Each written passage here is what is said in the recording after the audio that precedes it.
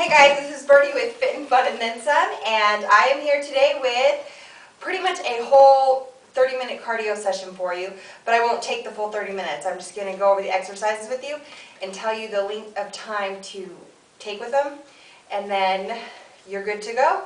It's kind of in between functional training and plyometric training. You're going to go back and forth, and I have a total of 7 exercises. 7 grouped exercises that you'll do for 1 minute to 2 minutes. So you can either break it up to 2 15-minute sessions, one in the morning and one at night, depending on your time schedule, or you can just knock it all out at once. So the first one is going to be the hustle, and then you're going to drop to push-ups. So the hustle is just what you see the football players do. You crouch down, and then you run as fast as you can. Okay, I'm not going to do it full out, or as far as like the 30 seconds, because I think I'll look retarded doing that.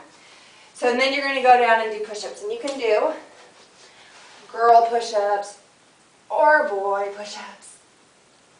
Or to make it harder, you can, or more plyometric-y, you can go down and clap, and that helps your jumpstart your muscles. And before you start out any workout, you really want to get at least a 5-minute workout. Warm up in. Okay, the next one is a shuttle run, that you'll superset with mountain climbers. So a shuttle run is where you run from one side of a room to the other side and you touch the floor. Kind of like you used to do in 8th grade gym class. Also known as suicides, except for instead of running a short distance then longer, you'll just go from one side to the other side.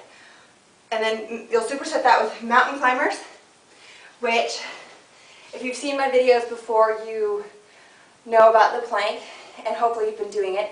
This, you start out in a plank position. So we'll get there. And then you just run in place. You just, like that. Now if that's too hard for you, then you can just put your legs down like this. And it still helps. It works your abs, it works your shoulders, it works your arms, your stabilizer muscles. And you can also, if that's too hard for you, or if you feel like you can't keep going, then you can just tap. And again, that works all the same muscles as if you did the running one. The next set, you'll start out with in and out squats, and then you'll jump in place for 30 seconds. And on my blog, so right now I'm just showing you the exercise. On my blog underneath the video, I'll have the minutes you're supposed to do them and how long and how to break it up.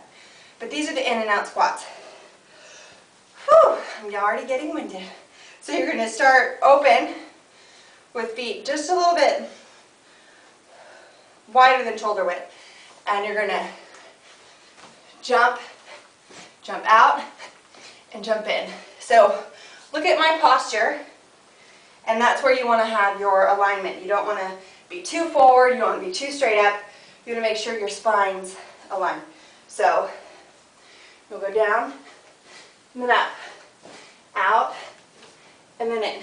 And the jumping helps push your muscles and work them harder than just doing the basic squat. And then you'll just jump in place. Get a nice little breather there. Okay. The next one is another breather. You're just going to do alternating back and front kicks. So here it is from the side. You just go 1, 2, 3, 4. And then again. And it's okay if you can't get it, all the way up. You're still working. Just get up as high as you can. Keep your legs straight, and then go to the back, and you'll really feel it in your butt. Okay. And you'll do that sequence for a whole minute. Next is one on the floor. You'll do crunches, and then you'll roll over and do Supermans. So you'll start on the floor, like so. You'll put your hands behind your neck, and then do crunches. So do like 15, and then you'll roll over and do Supermans, which is when you lift your arms and your legs up from the floor, and you really feel it in your back. And you're going to make sure that you're looking down the whole time. You don't want to be You don't want to bring your neck back like that. You just want to keep it neutral and in line with your spine. And then you do that for 30 seconds, and then the crunches for 30 seconds, and then you'll do it again. Okay, the next one is skiing and then running with high knees.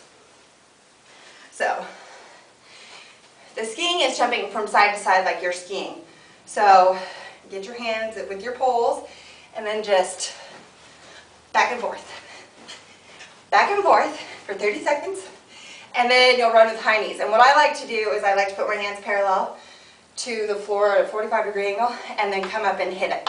So that way I know I have high knees and I'm not just thinking that I have high knees. So you'll just go like this for 30 seconds, and then you'll repeat that sequence.